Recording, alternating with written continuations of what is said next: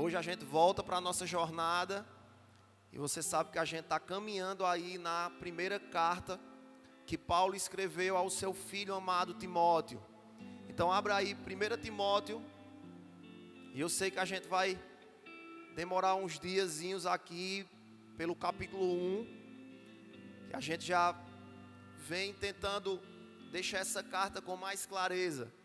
Qual é a proposta da exposição bíblica? É deixar cada vez mais o texto com mais clareza, para que você olhe para o texto não apenas com uma porção do texto, mas que você olhe para o texto com uma porção completa. Eu sei que eu fiquei devendo a vocês a semana passada que a gente ia trazer papel, caneta, várias versões da Bíblia, e eu prometo que próxima semana a gente faz isso, amém? Prometa não, pastor, que é pecado.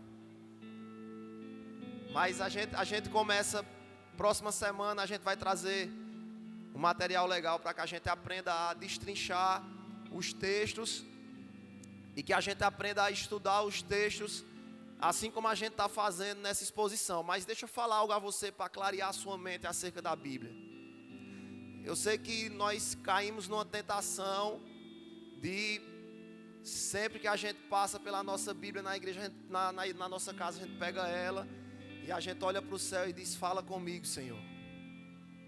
Essa é a hora, você vai mudar a minha vida. Aí você fecha o olho e bota o dedão lá no meio da Bíblia e joga duro. Onde abrir, você bota o dedo e lê. Alguém já fez isso aqui? Rapaz, eu acho que eu já fiz mais isso do que li a Bíblia estudando. Você já fez isso também? Deus, essa é a hora da resposta, vem comigo. Aí tome. Comigo nunca funcionou, né? Sempre era nada a ver, mas eu continuava fazendo. Alguém já funcionou aqui? Já funcionou? Já? Sério? Ó, que top. Pois vai dar o testemunho então depois. Mas eu queria que você entendesse algo sobre as Escrituras. Quando você resolver estudar as Escrituras, quando você resolver ter seu devocional, não pega um texto isolado, mas escolhe pelo menos um capítulo da sua Bíblia para que você leia naquele momento. Sabe, às vezes você tende a querer ler apenas 2, 3 versículos, e isso talvez vai deixar você mais perdido acerca da clareza das Escrituras, porque aquele texto, ele está dentro de outro texto, que está dentro de um contexto, que está dentro de uma história, que você precisa saber de tudo, para que você veja com clareza aquilo que quer ser passado para você, amém? Ficou meio que embolado, mas você entendeu? Lê porções maiores ao invés de ler porções menores. Às vezes a gente está lendo porções menores e termina que nem cortar o cabelo a gente corta mais. Tem porção menor que se você for ler, ixi, dá errado.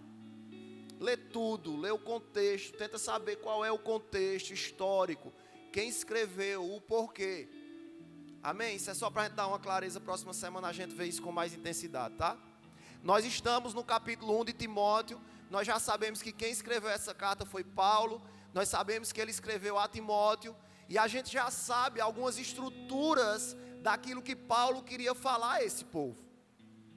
Essa carta, ela não era uma carta que ia ser lida dentro do quarto de Timóteo, mas essa carta, ela era uma carta que ia ser exposta para a igreja. Então você vai começar a perceber que o que Paulo queria fazer aqui era mandar um recado para os irmãos da igreja. E entenda, não era uma indireta, era uma direta. Não tem aquelas mensagens de carapuça? O irmão contou a vida antes ao pastor, aí o pastor veio e contou a vida no púlpito, não tem aquele negócio? Essa carta, ela é uma carta totalmente direta. Paulo vai dizer: olha, diga a esses irmãos que estão fazendo confusão dentro da igreja aí, que eles parem com isso, exorte a vida deles. Então Paulo está escrevendo essa carta não só para Timóteo, mas ele está escrevendo para a igreja. Pastor, qual igreja? A igreja de Éfeso, a igreja pela qual Timóteo estava tomando conta, que Timóteo foi enviado para ela. Então essa igreja estava dando determinados problemas, não só ao apóstolo Paulo que tinha fundado ela, mas também aos líderes da igreja. E Timóteo, ele é meio que enviado para esse lugar. A semana passada, nós paramos no versículo 7 e nós vimos com clareza algumas coisas. A primeira dela era Paulo falando qual era a missão de Timóteo. E a missão de Timóteo era admoestar esse povo. A gente viu o que significa a palavra admoestar. A gente viu que Paulo disse, olha, vá e ensine com firmeza o que é que esses irmãos precisam saber. Mas mais ainda, o apóstolo Paulo disse, olha, admoeste eles em amor.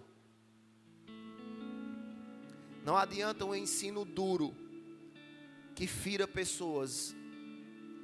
Nós precisamos entender que as exortações que Deus manda a gente fazer são exortações que, assim como o apóstolo Paulo vai dizer, ele precisa gerar no nosso coração 3 coisas: coração puro, boa consciência e uma fé sem hipocrisia. Tudo isso foi o que a gente viu a semana passada. E no final, o apóstolo Paulo ainda mostrou que essas pessoas que estavam inseridas dentro da igreja, elas tinham se desviado. Mas por que, pastor, elas tinham se desviado? Porque elas estavam perdendo tempo com discussões vãs. Mas o que é discussões vãs? São discussões sem frutos. São discussões sem futuro. São discussões que param para perguntar qual é a melhor igreja. É a igreja do fogo? É a igreja que é fria? Qual é a melhor igreja? É a igreja que tem um sapatinho de fogo? Pastor, você acredita em quê? É esse tipo de discussão vãs e que ainda existe dentro da nossa igreja, ou pelo menos das nossas igrejas. Crentes que se sentam à mesa para discussões teológicas que nunca foram resolvidas, mas às vezes eles acham que vão resolver. Às vezes a gente perde tanto tempo com discussões teológicas profundas e a gente nunca senta com o irmão para melhorar o reino, para saber o que é que a gente faz para alcançar o vizinho.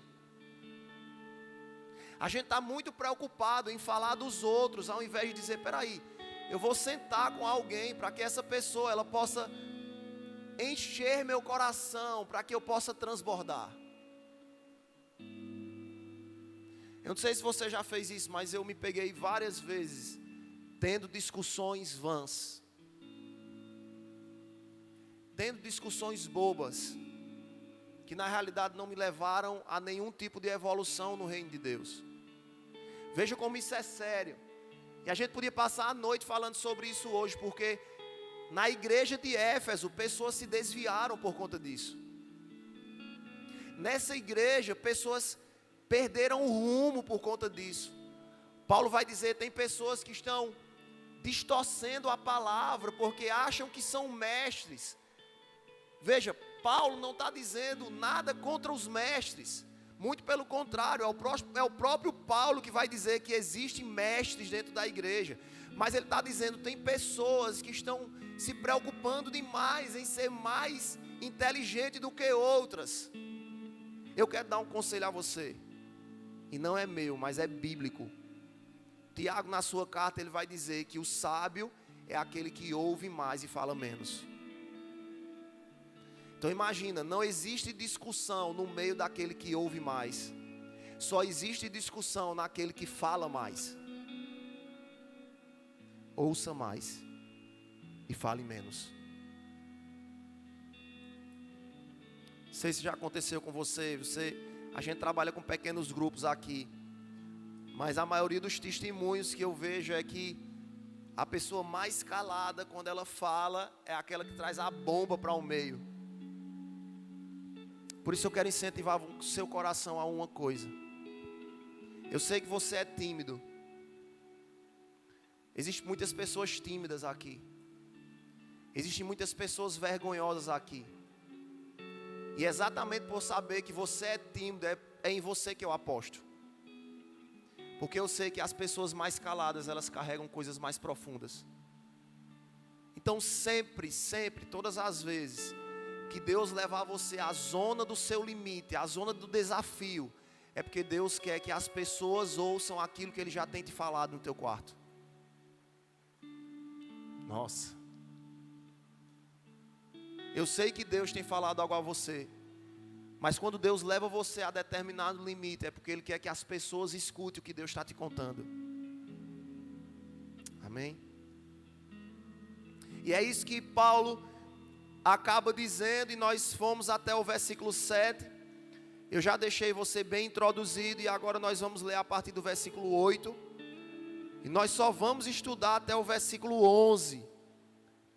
E a gente termina esse bloco de textos que falava acerca das advertências contra os falsos mestres da lei.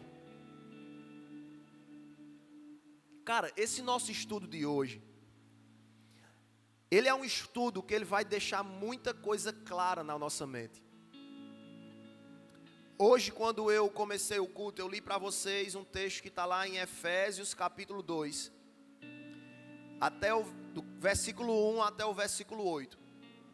Esse texto, ele é um dos textos mais conhecidos acerca da graça. Esse é um dos textos mais conhecidos acerca da nuvem pela qual nós vivemos abaixo dela. Eu sei se você já ouviu falar sobre isso, mas nós vivemos na época da lei, e nós hoje vivemos na época da graça. E essa discussão é uma discussão doutrinária que é carregada há tempos. Porque se você pegar a sua Bíblia, você tem uma Bíblia, se você não tem uma Bíblia, fala que a gente providencia uma Bíblia para você. Mas se você tem uma Bíblia, ou se pelo menos você já se encontrou com uma, você vai perceber que a sua Bíblia é dividida em 2 testamentos. O Antigo Testamento e o Novo Testamento. O Antigo Testamento, ele é o conjunto de textos que fala acerca da época da lei. Pastor, como assim época da lei? Eu estou viajando aqui, estou muito viajando aqui. Eu vou tentar direcionar você. Naquela época, o povo de Deus, ele era guiado pela lei. Mas não só a lei dos 10 mandamentos, mas a lei que Moisés e os homens de Deus impuseram para aquele povo. Se você pegar o Pentateuco, que é os 5 primeiros livros da Bíblia, você vai ver que ele é um conjunto de leis, ele é um compêndio de leis.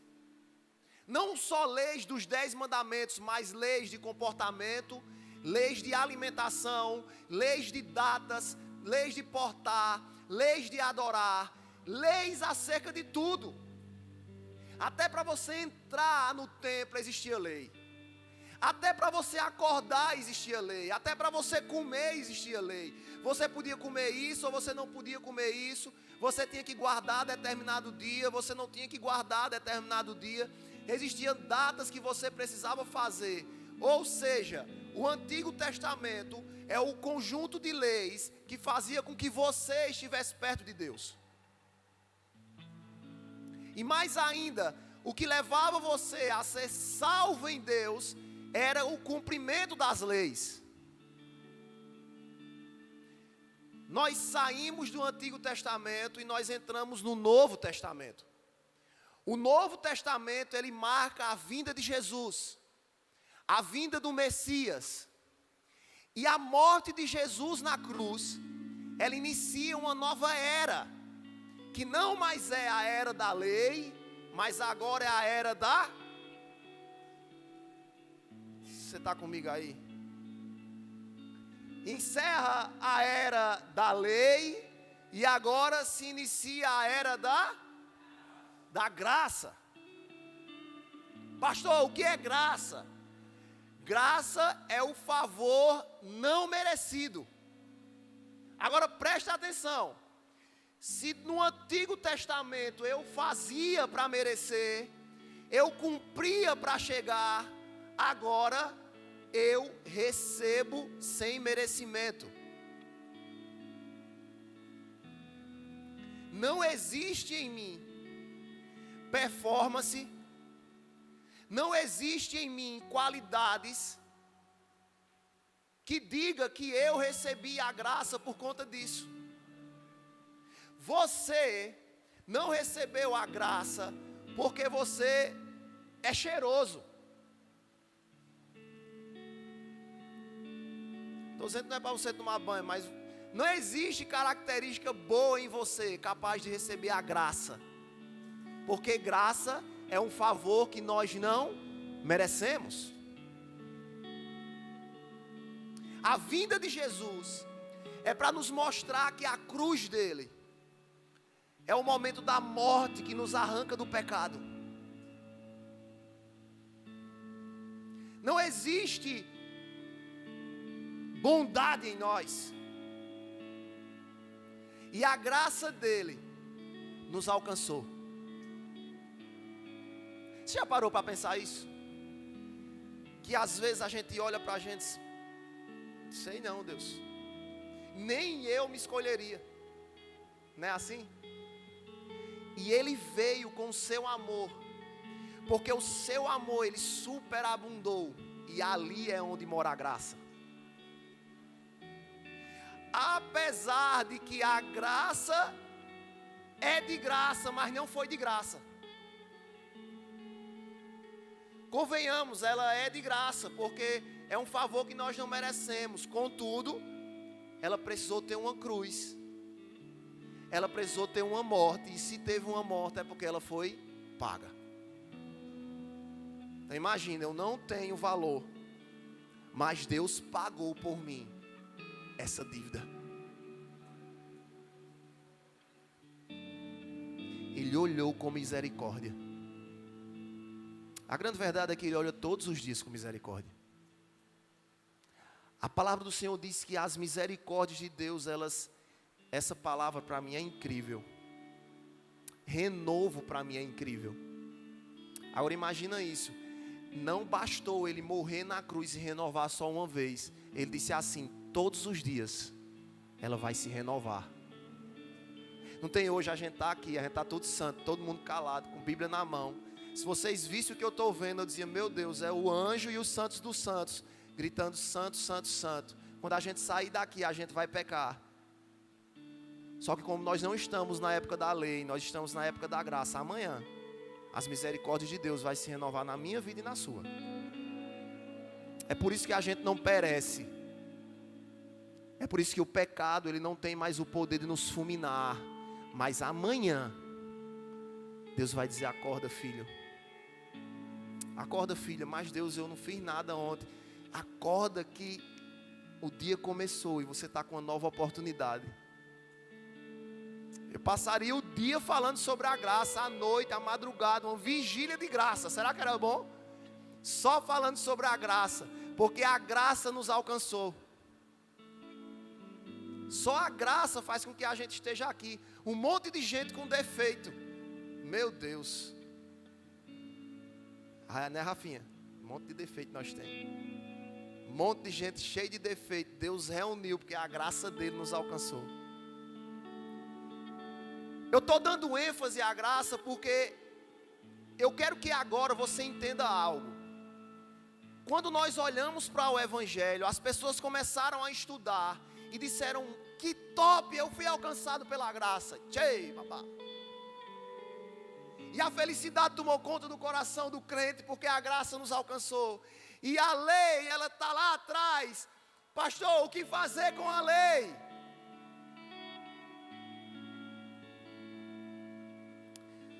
Tem um cara que ele é, para mim, um dos caras mais conhecedores do Evangelho. Mais estudiosos, mas para mim ele disse uma bobagem um dia. Na verdade ele diz algumas bobagens. Ele é um dos criadores do desigrejado. Ele é o criador dos desigrejados. E ele disse assim: o Antigo Testamento caducou. Olha como é forte isso. Ele disse: o Antigo Testamento ele caducou. Ou seja, o Antigo Testamento ele não serve de nada. Nós precisamos apenas olhar para a graça agora.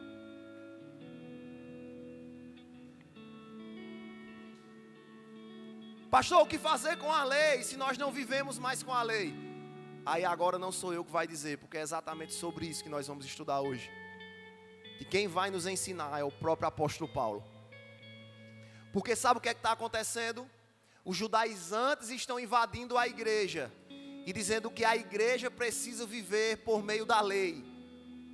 Só que o apóstolo Paulo, na elucidação daquilo que ele pensa acerca da lei, ele não vai só dizer, diga não aos judaizantes. Agora ele vai dizer qual é a importância da lei. Ele agora vai dizer que a lei, ela não caducou. Ele vai dizer que a lei, apesar da gente não viver ela, mas ela faz parte de tudo isso. É impossível o Antigo Testamento caducar, porque desde a primeira página ele aponta para o Messias. Desde as primeiras letras ele aponta para Jesus. Então a nossa Bíblia, meus irmãos, ela não é dividida. Não existe divisões, ela é completa. O Novo Testamento e Jesus, ele veio apenas para completar tudo o que se previa no Antigo Testamento. Abre Isaías. Veja o que é que Isaías vai dizer. Olha para as profecias de Daniel. Olha para o olhar de Daniel acerca do próprio Apocalipse. A nossa Bíblia, ela é uma Bíblia completa. Essa aqui é a palavra de Deus. Por isso que a lei, ela não deve ser observada com algo que passou, mas ela deve ser observada com clareza, para que ela sirva de bússola. Eu estou já atropelando tudo. Vamos aí ler agora o nosso texto de hoje. 1 Timóteo capítulo 1, a partir do versículo 8, vai dizer assim. Eu não vou ler o texto todo. Eu vou ler versículo por versículo, para que a gente entenda com mais clareza, tá? E o versículo hoje diz assim. Versículo 8 diz: sabemos que a lei é boa. Olha aí, olha aí. Já derrubamos a ideia, Paulo já derruba a ideia de que o Antigo Testamento caducou, mas ele está falando à igreja que a lei, ela é o quê? A lei, ela é? A lei, ela é?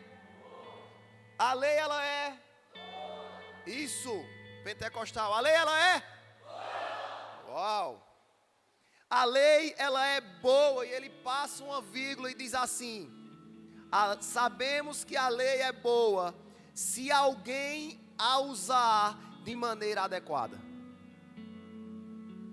Olha o que é que Paulo vai dizer. A lei, ela é boa desde que se olhe para ela da forma correta. Nós agora ficamos em uma ponte que nos mostra que todos os excessos são errados. A vida é assim. A vida nos mostra que os excessos da vida sempre é errado. Quer ver beber água é bom? Não é bom beber água? Vamos, gente, eu não bebo, mas é bom. Mas morrer afogado é bom? Não, é excesso. Tudo é assim. No casamento, a pessoa não sabe se a mulher quer cheiro ou se não quer. Se dá cheiro demais de fizesse o quê? Dá cheiro demais de ui. O que foi que está acontecendo? Nada. Se você não cheira, diz, aí também tu não liga para mim. A gente tem que ficar ali, ó. Cheira, não cheira. Vai medindo o estoque de cheiro. Vai dar certo. Quando a gente olha para os excessos na lei, é exatamente isso. Porque o que era que estava acontecendo com essa igreja? As pessoas estavam dizendo, ei, para que você seja salvo, você tem que cumprir os mandamentos, você tem que estar debaixo da lei. Esse é um excesso. Qual é o outro excesso? A lei, ela não serve de nada. A gente rasga o Antigo Testamento e a gente só fica com o Novo. Excesso. Por isso que Paulo vai dizer, não caiam no engano, eu também não caio. A lei, ela é boa, desde que a gente olhe para ela da maneira correta. Talvez seja isso que a igreja precisa.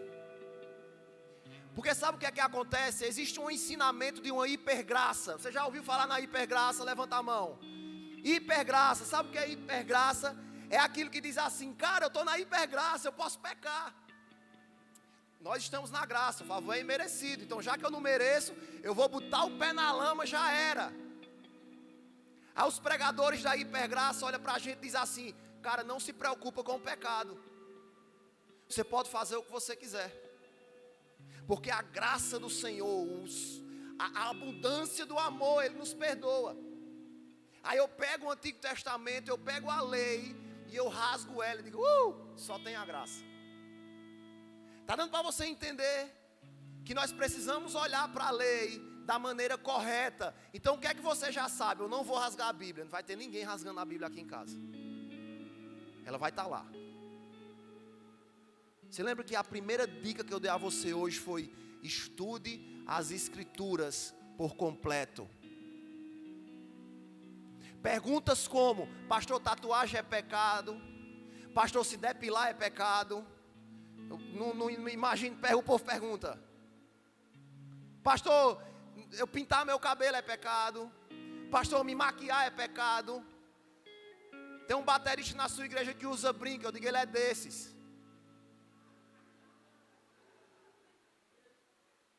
E pode, pastor? Pode usar brinco, pastor? Homem não, mulher. Esses tipos de pergunta, eles só surgiram por um motivo. Porque as pessoas estudaram a Bíblia de uma forma isolada e sem contexto. Porque se a igreja do Senhor, ela mergulhasse nas Escrituras, elas não criavam doutrinas humanas. Ou senão o cara queria apenas que a igreja dele tivesse mulher feia e cabeluda. Aí ele disse, a doutrina daqui é essa. Mas não é. É falta de estudo. Então quando eu olho para o Antigo Testamento, eu preciso olhar com o olhar do Antigo Testamento. Quando eu olho para o Evangelho, eu vou olhar com os óculos do Evangelho. Está dando para você me entender? Esses ensinos controversos, esse tipo de ensino que ele é traçado nas igrejas, ele exatamente é colocado por uma falta de leitura, uma falta de aprofundar acerca daquilo que o texto está falando. Para pensar. Eu pego um texto isolado lá do Antigo Testamento. Eu vou falar sobre tatuagem, estou nem aí, vamos lá. Está lá o texto: não marcai os vossos corpos. Não marcai os vossos corpos. Aí, amém, igreja? Amém, é isso mesmo, pastor. Aí ele diz, eu vou provar a você que isso é verdade. Abra 1 Timóteo, versículo 8, olha o que está dizendo. Sabemos que a lei é boa. E todo mundo... Combinou ou não combinou? Texto sem contexto é pretexto para heresia. Então não adianta eu pegar textos isolados e querer fazer deles uma verdade. Para você entender? Ela é boa, desde que ela seja usada da maneira correta. Ela é boa. Ela está aqui para ser completa, desde que ela seja usada de uma forma correta. Aí a pergunta agora é: certo, Paulo, e qual é a forma correta de se usar a lei? Para que a lei serve em épocas de graça? Olha o que é que Paulo vai dizer. Ainda no versículo 8 ele vai dizer: também sabemos que ela não é feita para os justos. E ele passa mais uma vírgula agora. E olha que declaração terrível. Ele diz, olha, a lei, ela não foi feita para o justo. Mas pastor, peraí, está dando errado aqui. A minha cabeça está dando um curto-circuito.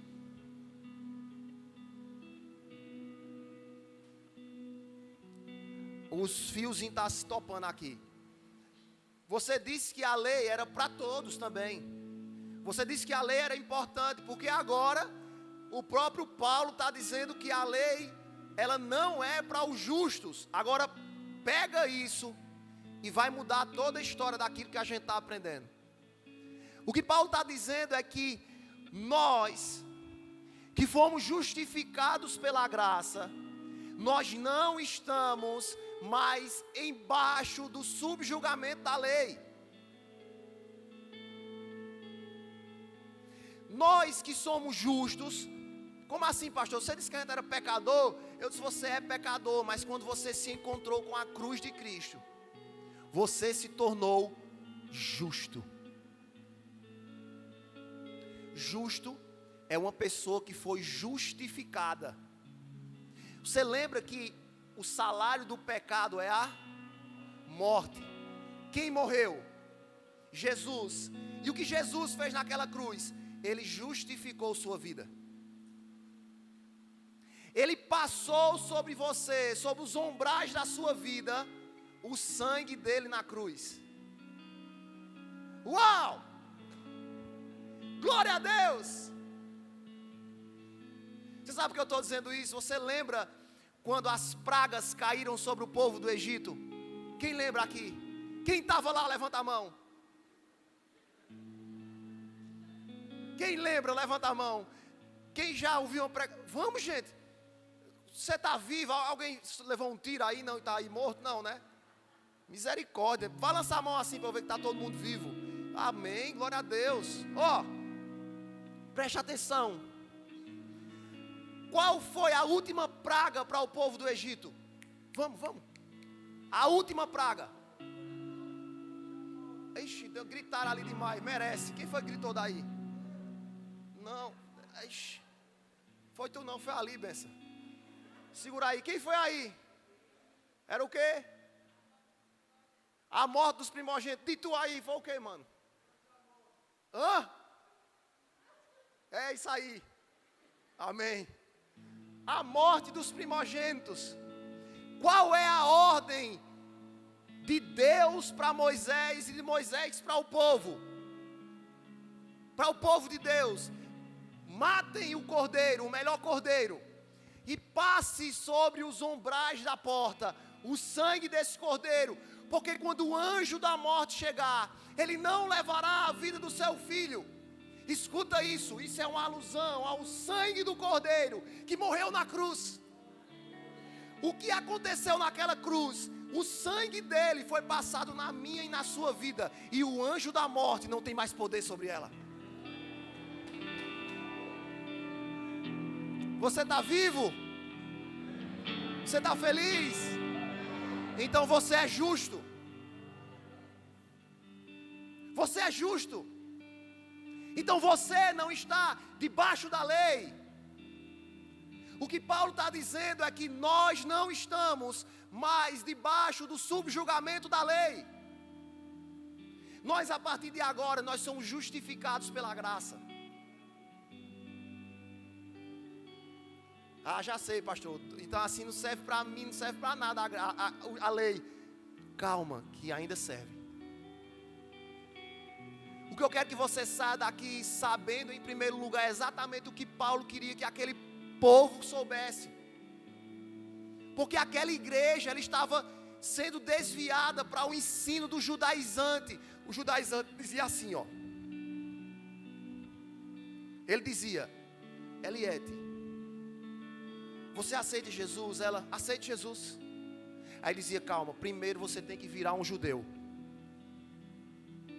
Primeiro você tem que... Você não. Deixa eu pegar um homem, tá, Eliete? Desculpa. Você tá fora da história. Aí eu encontro o Rafa. Aí Rafa, aceita Jesus. Eu aceito Jesus. Aí ele diz, pronto, agora em primeiro lugar, Rafa, você tem que se tornar judeu. Você tem que se circuncidar. Tipo... Mas mais ainda, Rafa, você tem que guardar o sábado, você tem que guardar as festas, você tem que guardar a lei. E ele começa a dar ao povo um monte de lei antes dele andar com Jesus. E Paulo está dizendo, é mentira. Escute isso. Eu não sei o que isso vai provocar na sua vida, na sua existência. Pode ser que você tenha um encontro com Jesus, ou pode ser que você ache que a vida é boa demais. Mas a única coisa que lhe leva para o céu é aceitar Jesus como Salvador. Só. É crer na cruz de Cristo. É crer que Ele morreu ali para me salvar. O que você vai fazer depois disso já é outra história. Mas não existe lei que me impulsione para uma salvação. O que o apóstolo Paulo está dizendo, a lei ela não nos leva para a salvação. A performance, ela não nos leva para a salvação. Cumprir mandamentos não me leva para a salvação.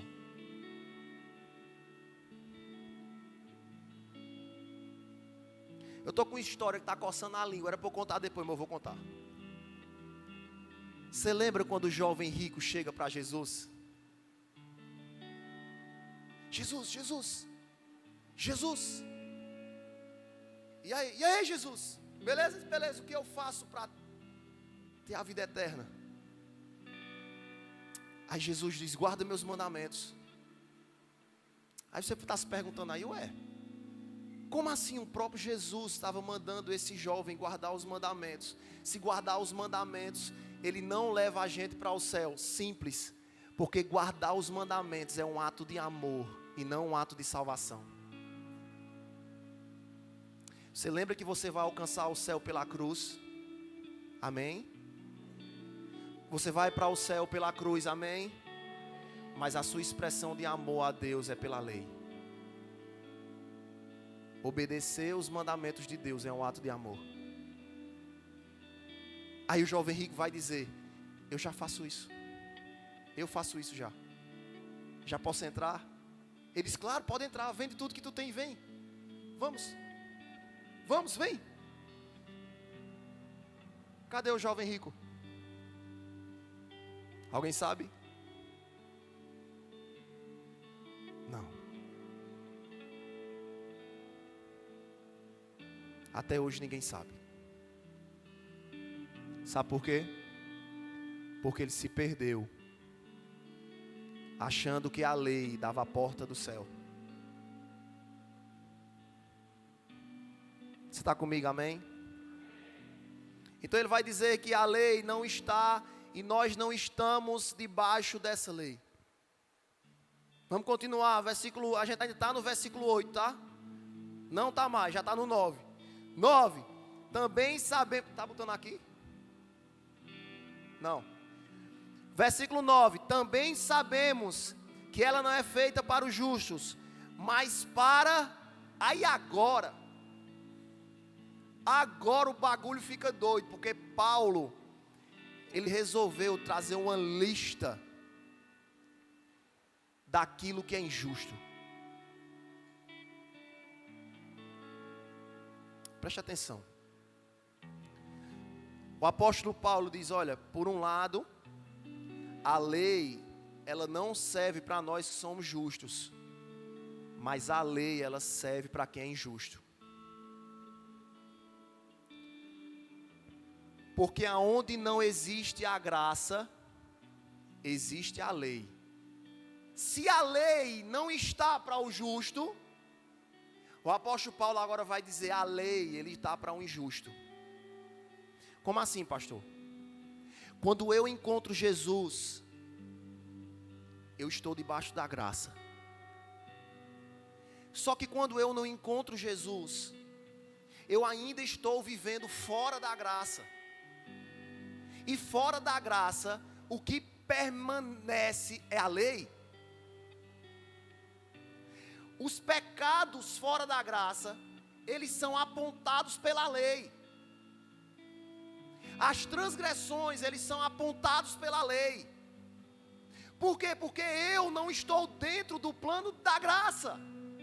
Porque eu não aceitei Jesus. Eu não olho para a cruz como a minha justificação. Então a lei é o que vai ser a ordem sobre você. Aí sabe o que é que o apóstolo Paulo diz? Ele diz, eu vou rasgar. E o apóstolo Paulo, ele começa a dizer diversos pecados agora. Agora o que eu quero que você preste atenção é que Paulo, ele não está só falando sobre pecados, mas ele está fazendo uma ligação, que para mim ele tirou a maior onda na carta dele agora. Ele não está só falando sobre pecados, mas ele está falando sobre pecados que são contra a lei. A lei dos 10 mandamentos. Ele começa a traçar pecados que são exatamente pecados que são contra os mandamentos. Eu vou mostrar a você. Fica com teus olhos aí na Bíblia. A gente está no versículo 9, que ele diz assim: mas para os transgressores, insubordinados, para os ímpios e pecadores, profanos e irreverentes. Para aí eu quero que a gente reflita sobre algumas coisas. Quando a gente olha para os 10 mandamentos, os primeiros mandamentos são todos em relação a Deus. Não devemos ter outro Deus. Não devemos adorar esculturas, que também é adorar outro Deus. Não podemos tomar o nome de Deus em vão. Todos esses são os primeiros mandamentos, que todos são acerca de Deus. O meu relacionamento com Deus. E olha só os 6 primeiros pecados que Paulo fala. Todos são contra Deus. Ele vai dizer: os transgressores. O que é transgressor? É aquele que é contra a lei de Deus. Ele vai dizer: aqueles que são rebeldes. O que é rebeldia? É aqueles que são contra Deus, insubordinados contra a lei de Deus, insolentes contra Deus. Aí ele vai continuar: os ímpios. Sabe o que é ímpio? Ímpio é aquele que é contrário à piedade. Ímpio é que não tem piedade. Sabe o que é? Algumas versões vai dizer ateu. Alguém tem essa versão ateu? Tem aí? Ateu? Não? Alguém tem ateu? Aqui, ó, lá, ateu. Por quê? Porque o cara que é o ímpio é o cara que não possui piedade. Não possuir piedade é o cara que não possui a ideia de que existe um Deus. Então, se a gente começar a caminhar, a gente vai ver que não é uma postura social, mas é uma postura interna. O ímpio é um ateu de sentimento. O ímpio é um cara que diz assim: acredito em nada não. Eu acredito em mim. O resto é resto. Eu acredito em mim. Esse é o ímpio. Então é um pecado contra a existência de Deus. Aí ele vai continuar, ele vai dizer: ímpio, pecadores. O que é o pecador? É aquele que rejeita a ordem de Deus. Eita, Paulo é muito doido. Aí ele vai dizer, mais ainda, o iníquo. O que é o iníquo? Aquele que comete iniquidade, aquele que está contra os projetos de Deus. E os profanos. O que é os profanos? Aqueles que estão contra os ensinamentos de Deus. Os 6 primeiros são direcionados aos primeiros mandamentos. Então são 6 pecados contra os mandamentos. Mas vê só, olha o próximo pecado: parricida e matricida. Eu acho que sua versão vai dizer aquele que mata pai e mata mãe. Tem versões que vai dizer parricida e matricida. Nome bonito, né? Parricida e matricida, nome de remédio. Parricida, matricida. Mas esses são aqueles que matam pai e mãe. Esse aqui está de encontro a qual mandamento? Vamos, você consegue? Honrar pai e mãe. Você está percebendo que Paulo está fazendo uma analogia a pecados que estão relacionados aos mandamentos? Olha aí na sua Bíblia, qual é o próximo pecado que Paulo vai dizer? Homicida, ele é de encontro a qual mandamento? Não matarás. Vamos mais adiante. Olha os próximos pecados. Ele vai dizer imoralidade. Essa imoralidade é a imoralidade sexual, tá? Ele agora entra em um ambiente de impureza. De impureza o quê? Sexual. Aí agora ele vai dizer imoralidade sexual. Eu não sei como sua Bíblia está dizendo, mas tem versões que estão dizendo sodomitas, outras estão dizendo homossexuais. Essa versão aqui, essa versão, ela traz uma palavra que chama-se acheucoitos. Acheucoitos. Acheucoitos, traduzindo, significa coitos com homens. Eu quero que você preste bem atenção nisso aqui. Pastor, o que é sodomitas? Sodomitas traz uma referência à história bíblica de Sodoma e Gomorra. Lá foi o primeiro traço que homens tiveram relações com outros homens.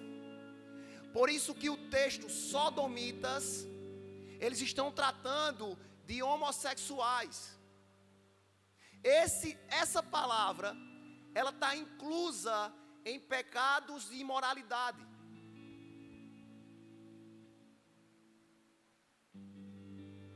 Agora eu não cheguei aonde eu quero chegar. Qual esses pecados estão de encontro aos 10 mandamentos?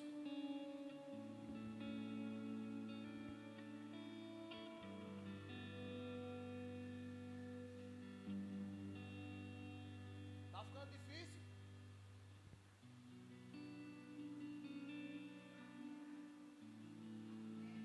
Não adulterarás. O texto de não adulterarás, ele não só é um texto de traição, mas ele é um texto de imoralidade. Quando os 10 mandamentos, ele resume em não adulterarás, ele não só está falando de um adultério, traição, mas ele está falando de todo tipo de imoralidade sexual. Eu estou dizendo isso aqui para uma coisa muito séria. Tem muita gente dentro da igreja abominando imoralidades que para ele é maior do que as suas.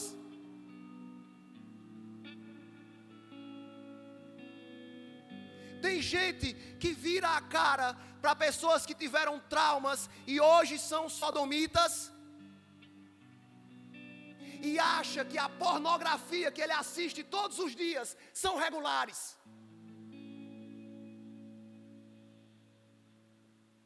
Tem gente que julga pessoas e na realidade são adúlteros. Traem as esposas, traem os maridos. E acha que os seus pecados são menores do que o outro. Não adulterarás, é pecado imoral. Paulo está dizendo que a lei serve para essas pessoas.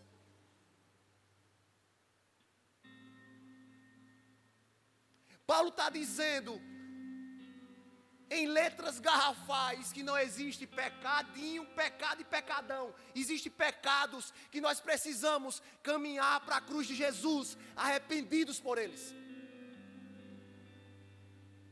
Eu não tenho medo nenhum de pregar sobre isso. Porque nós nunca vimos pecados maiores ou menores do que outros. Existem pecados que precisam ser combatidos. Existem pecados que precisam ser levantados à guarda e ser lutados por ele. E quando a gente olha para o pecado da imoralidade sexual, muitas vezes a gente acha que o hétero é melhor do que o cara que é o homossexual. Ah, pastor, tem nada não, adulterar. Agora esse negócio de estar com o homem eu não gosto. E é. Você se enquadra naqueles que adulteram, que são imorais, que não amam a Deus. A palavra é: se arrependam. A palavra que sempre vai ser gritada nesse púlpito é: se arrependam.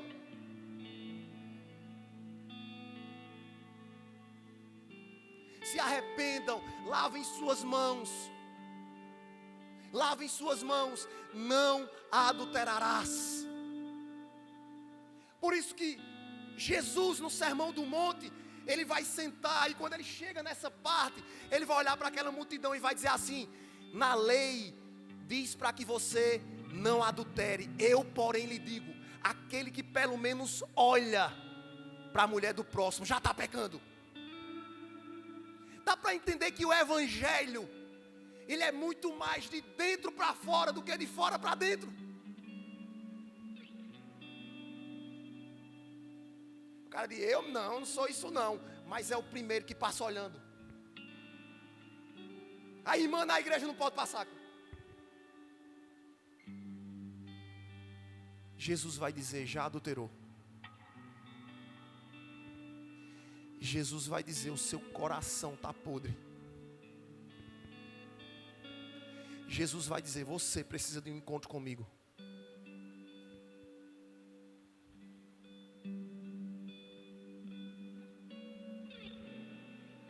Jesus vai dizer: olhe para o meu trono e se arrependa. Tudo é luta. Tudo é guerra. Tudo somos nós lutando contra o pecado. Mas não olhe para o pecado do outro e diga que ele é maior do que o seu.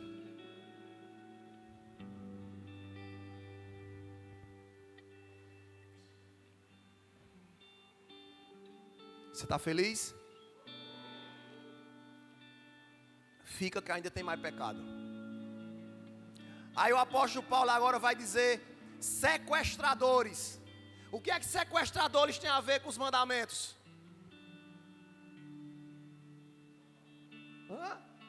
Isso, não roubarás. Você está dando para entender que Paulo está fazendo o maior jogo de palavras que eu já vi nas suas cartas? Não roubarás, porque ele está falando sobre sequestradores. Aí agora por último ele vai dizer: mentirosos e juramento falso. Que mandamento é esse? Não darás falso testemunho. Você dá para entender o que é que Paulo está fazendo aqui? Paulo está mostrando que a lei, ela foi dada para que nós pudéssemos olhar para ela como um ato de amor. Meus irmãos, sabem o que é a lei? Ela é uma bússola. Sabe o que a lei é? Ela é um lugar pelo qual eu olho para o coração de Jesus, lá em João capítulo 14 e 15. E quando ele diz assim: sabe quem é que me ama? É aquele que guarda os meus mandamentos. E aquele que me ama será amado por mim e pelo meu Pai. Dá para você entender a troca de amor que existe na relação daquele que guarda a lei como bússola? A graça nos leva para o céu. A lei me dá uma conduta.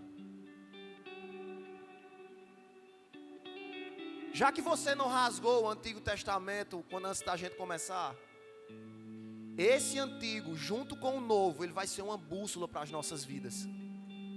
Porque a maioria desses pecados que o apóstolo Paulo falou, eles são pecados de hoje. Eles são pecados que batem nossa porta todos os dias. E sabe quem é que confronta ele? Os 10 mandamentos. Porque quando a gente acha que é só uma mentirinha e a gente mente, aí ele diz: não darás falso testemunho.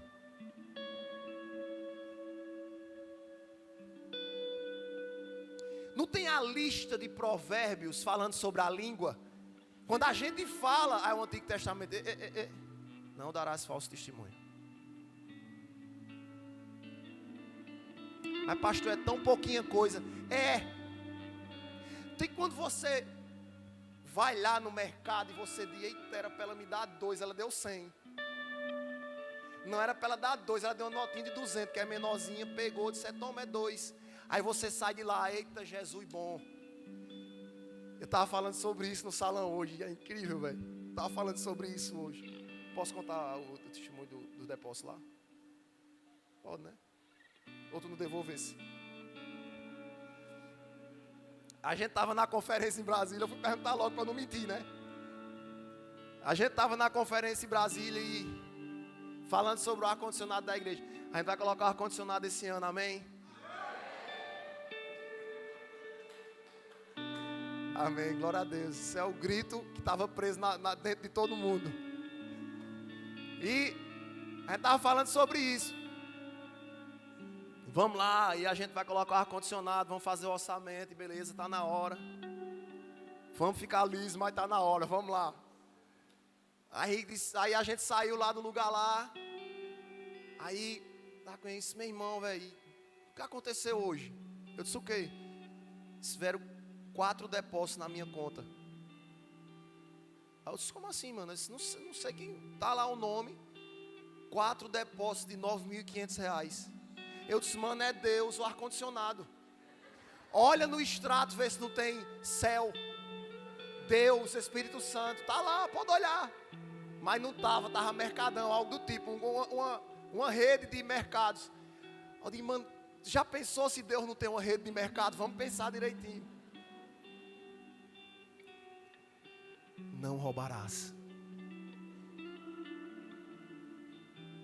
Sabe o que é que vem no nosso coração? Os 10 mandamentos. Não roubarás. Como assim, pastor? Foi sem querer, não roubarás. Como assim, pastor? Foi só um troco errado, não roubarás. Como assim, pastor? É só uma negociação para eu passar por cima do meu amigo. Não roubarás. Sabe por quê? Você acha que roubar é botar uma arma na mão e assaltar um banco? Não roubarás.